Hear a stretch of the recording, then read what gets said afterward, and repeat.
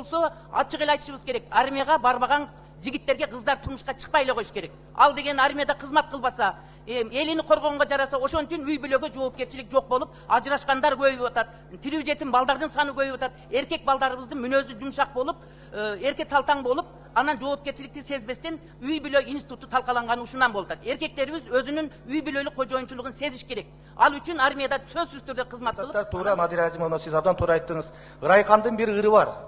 Армияга барбаса, окуп билим албаса, ал бала жөн эле илинип турган калбаса деген.